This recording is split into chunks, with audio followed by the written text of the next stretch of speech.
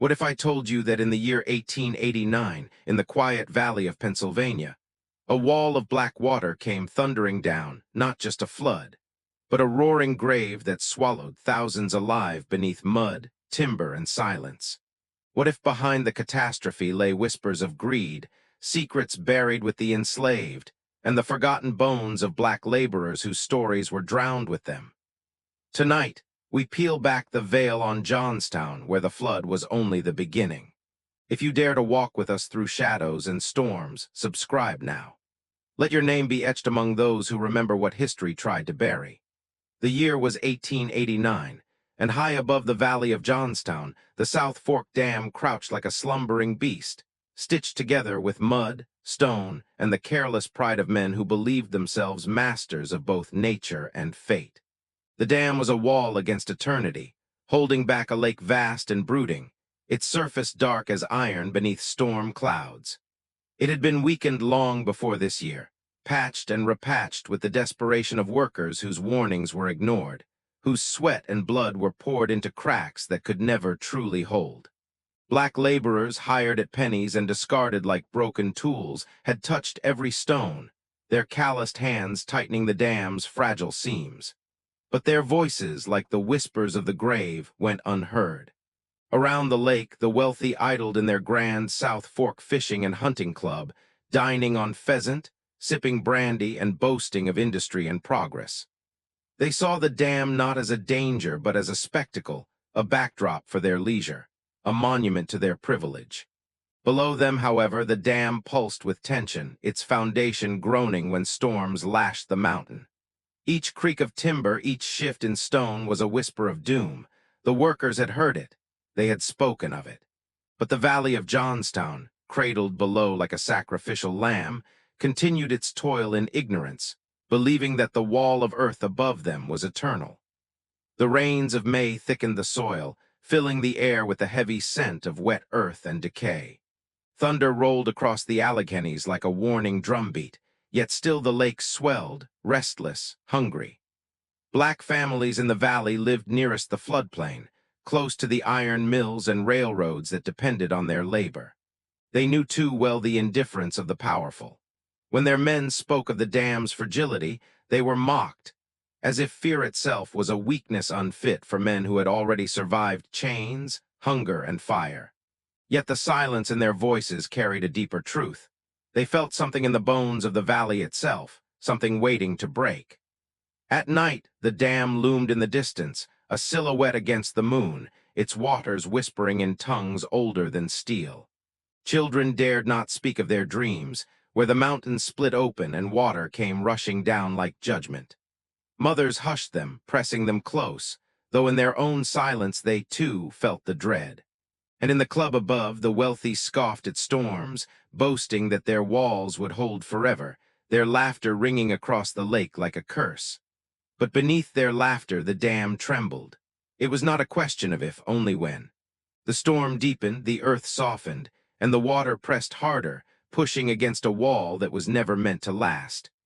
By dawn, the valley slept uneasily, unaware that the mountain was preparing to open its jaws.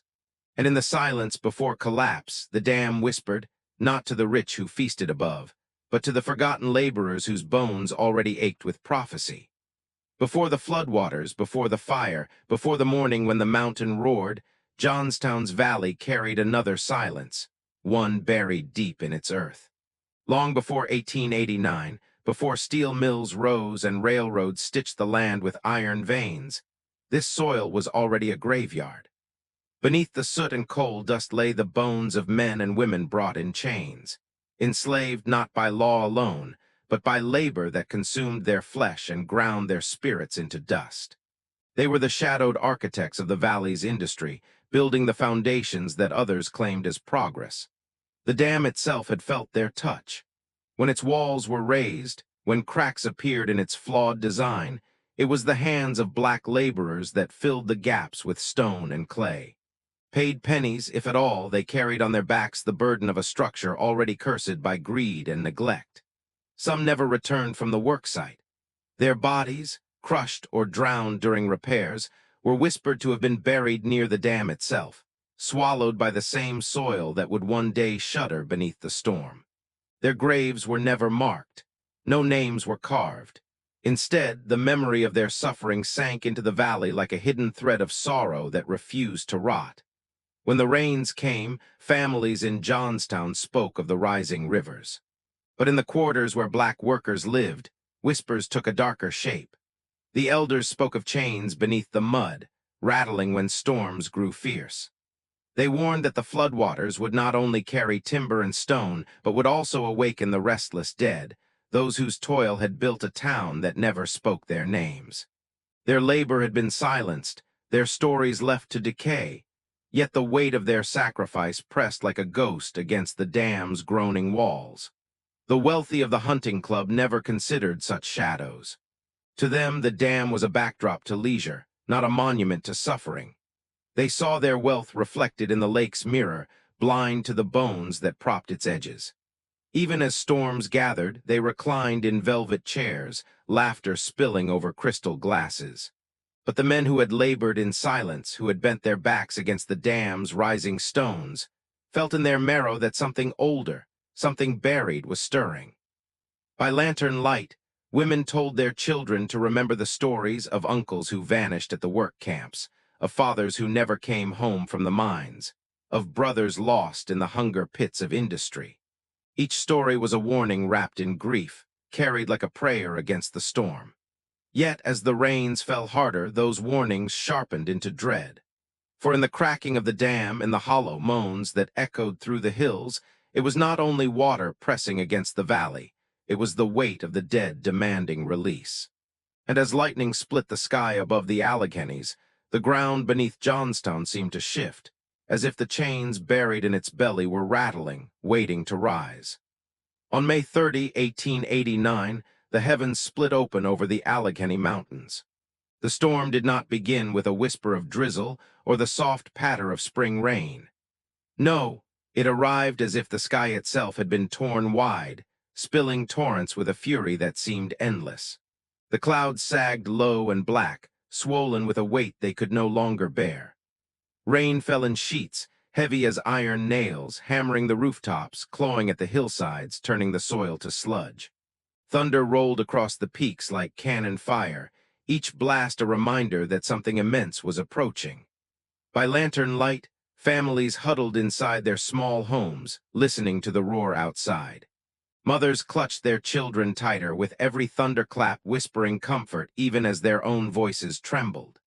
Fathers checked doors and windows, knowing wood and glass were pitiful defenses against a storm that felt biblical in its rage.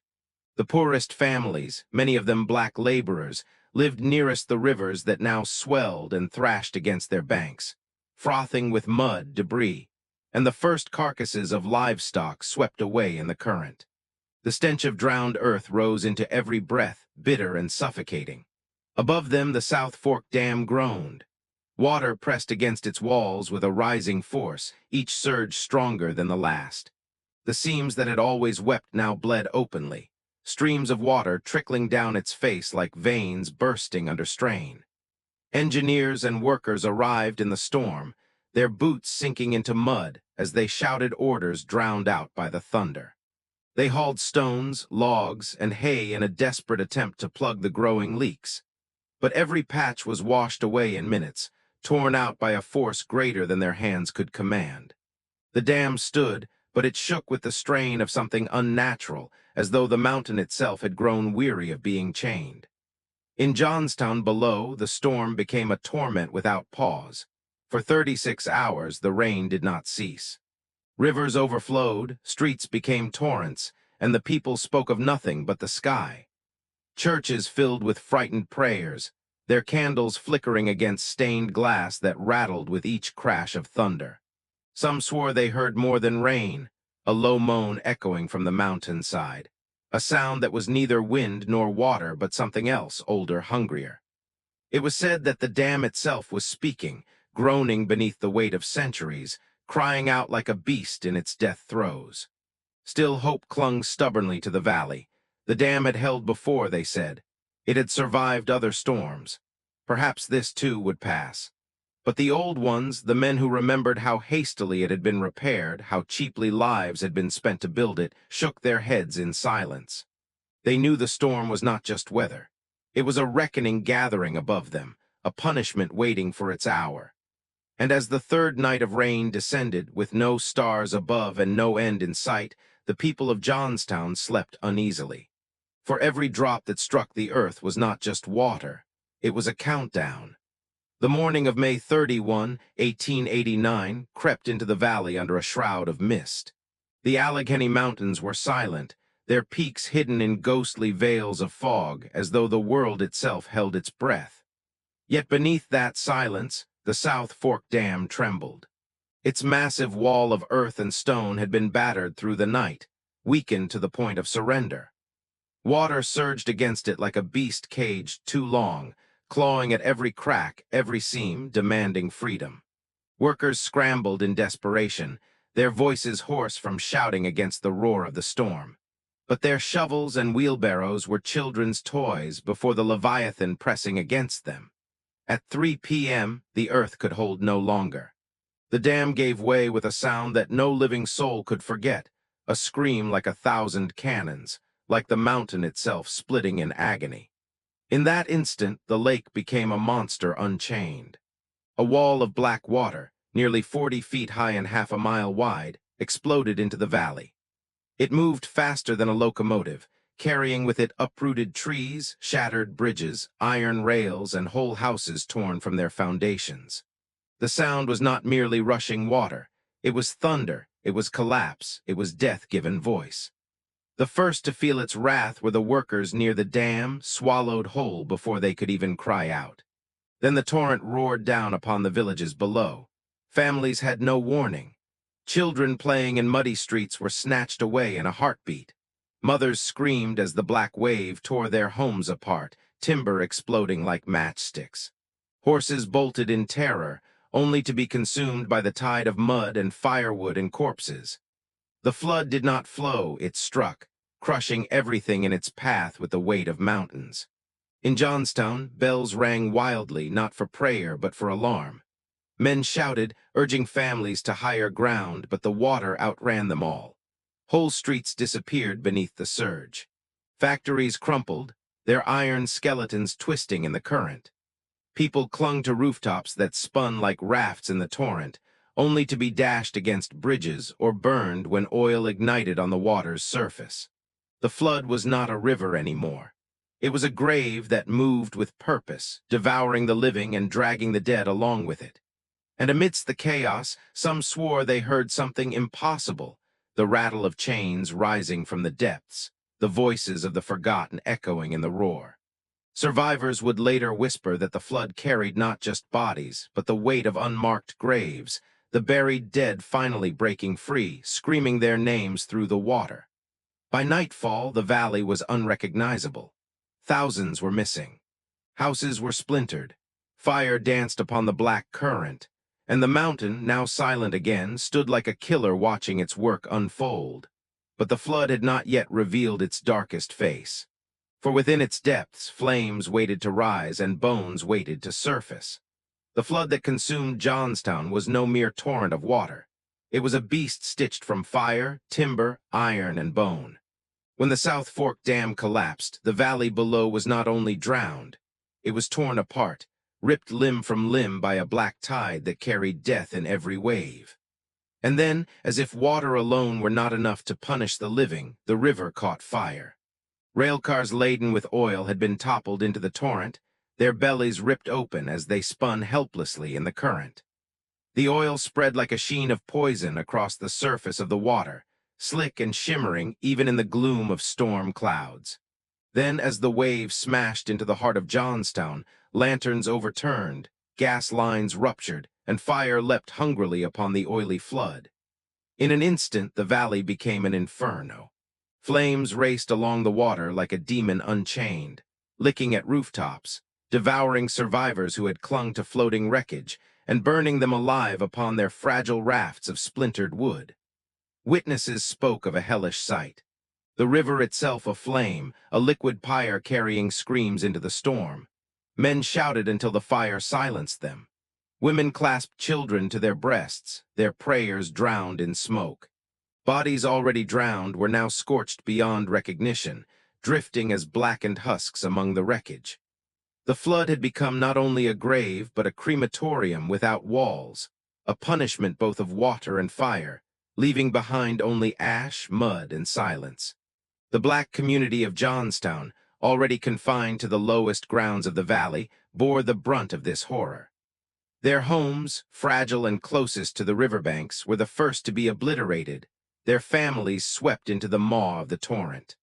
Those who survived the first wave found themselves trapped upon burning waters, their cries ignored by the wealthy perched upon higher ground. For them, the disaster was not just nature's cruelty. It was the culmination of years of neglect, of being forced to live where the flood would strike hardest. The fire did not discriminate, but its first victims were always the poorest, always the forgotten. By dawn on June 1st, the storm had quieted, but the valley was no longer the same world. More than 2,000 lay dead, their bodies hidden beneath mud, tangled in splintered beams, or piled against bridges that had become macabre barricades. The stench of burning flesh lingered in the mist, rising like a curse that clung to every breath. Survivors staggered through streets of ruin, stepping over limbs, listening for voices that no longer answered. Yet the dead did not rest easily. As the smoke cleared, searchers began to find strange remnants in the mud, not just the newly drowned, but older bones unearthed by the flood, bones chained together, pulled from the very foundations of the valley. It seemed as though the disaster had torn open not just houses and lives, but also the hidden graves of history itself. And as the living gazed upon those bones, whispers grew. Perhaps the flood was not simply water and fire. Perhaps it was the earth itself demanding that long-buried truths be seen. The flood had passed, but Johnstown was not delivered into peace. It was delivered into silence, a silence broken only by the cries of survivors and the scraping of shovels through blackened mud. When rescuers began their grim work, they found not only the bodies of the drowned, but fragments of something older, something hidden that the waters had dredged from the earth. It was as if the valley itself had vomited up its secrets, refusing to let them rot unseen any longer. At first, the discoveries seemed ordinary in their horror. Families clutched together in death, bodies tangled in branches, whole streets reduced to bone and splinters. But then came the unearthed relics that did not belong to May 31, 1889. Skeletons, already yellowed with time, were dragged from the mud, some bound by rusted chains that clattered in the rescuers' hands. The workers recoiled. These were not victims of the flood. These were older, forgotten laborers, men who had vanished during the dam's construction, men whispered about in company records that never saw the light of day. Alongside them, journals surfaced, their pages soaked and torn but still legible in places. They spoke of hidden work camps tucked in the shadow of the Alleghenies, where black men were forced to toil beneath watchful eyes, their hunger ignored, their names erased. Some entries hinted that deaths were frequent, accidents common, and burials swift and unmarked. "The dam must stand no matter the cost," one passage read, scrawled in a hand more concerned with completion than compassion. Those who read it felt a chill that had nothing to do with rain. The dam had not simply been an engineering failure. It had been a monument built upon suffering, patched with silence and grave soil. Rumors spread through the valley like sparks in dry grass. Survivors whispered that the flood was not only punishment for greed, but also vengeance from the forgotten dead. Chains rattling in the current, bones dragged from the deep, these were not coincidences. The earth itself had conspired with the storm to open what had been buried. Mothers hushed their children when they spoke of ghosts rising from the mud, but in their own silence, they too felt it. A reckoning had arrived, and it had chosen water as its weapon. The men in power moved quickly to smother these discoveries. Officials declared the chained skeletons to be old mining casualties, dismissing rumors of secret camps as hysteria born from grief. Journal pages that hinted at forced labor vanished from records, swept into fire or locked away in private hands. Newspapers focused on the heroism of wealthy benefactors, never on the bones chained together in the muck. History once again was being drowned, yet not everything could be erased. Too many eyes had seen, too many tongues had whispered. In taverns lit by candlelight, in church basements where survivors gathered to pray, the story spread. The flood had not come by chance. It was the dead themselves rising, demanding witness, tearing open the valley's heart so that no one could pretend ignorance again. And still, beneath the rubble, the mud held more. Bones yet undiscovered. Journals yet unread. Secrets still pressing upward, waiting for the next hand, the next shovel, the next stow. In the years that followed, Johnstown was rebuilt, but the valley never forgot. Streets rose again, factories roared back to life, and children once more played along the rivers that had devoured their parents. But beneath every brick and beam lay the memory of that night, the night the mountain broke and the waters roared with fire and chains.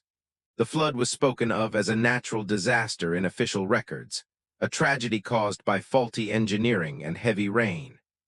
Yet among the poor, among the black families who had lost not only homes but entire bloodlines, another story endured, passed in whispers like a psalm of warning. They spoke of the flood not as chance but as reckoning. They remembered the bones found in the mud, the journals pulled from the wreckage, the rusted chains that no newspaper dared to print. Mothers told their children that the storm had been summoned by the suffering buried beneath the soil, that the valley itself had risen to demand remembrance. Water carries memory, the elders said, and blood does not stay buried.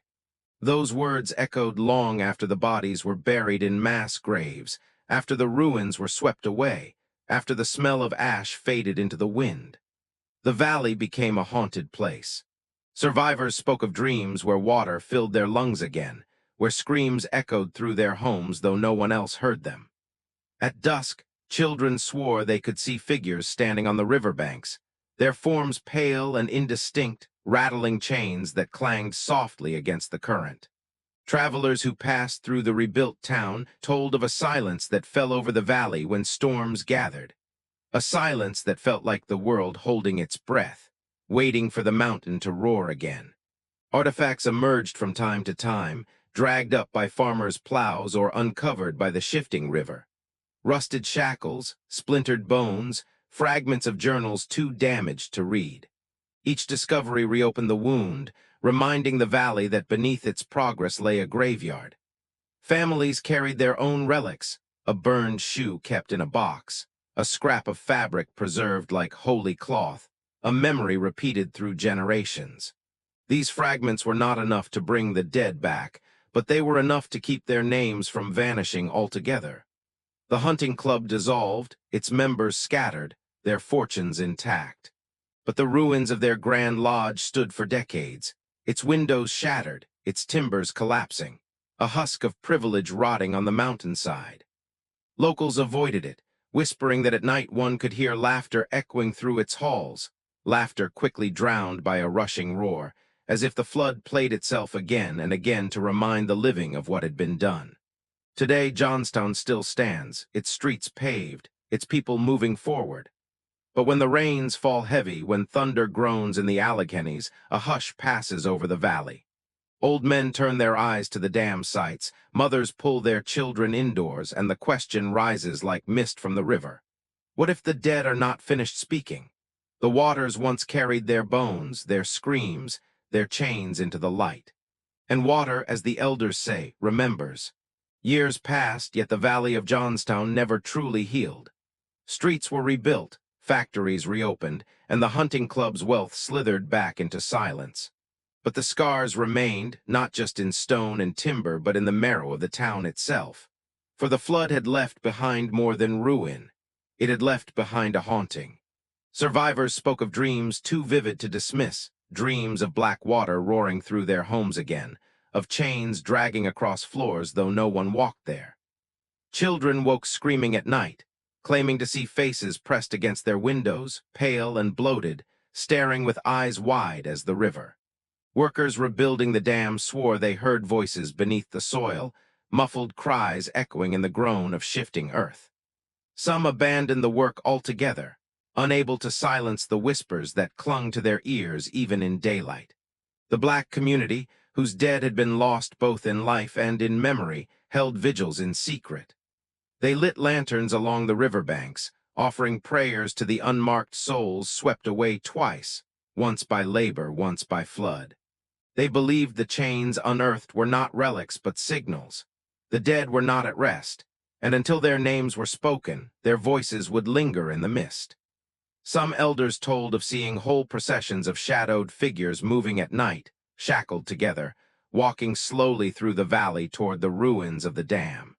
Always toward the dam, as if to remind the living where their torment had begun.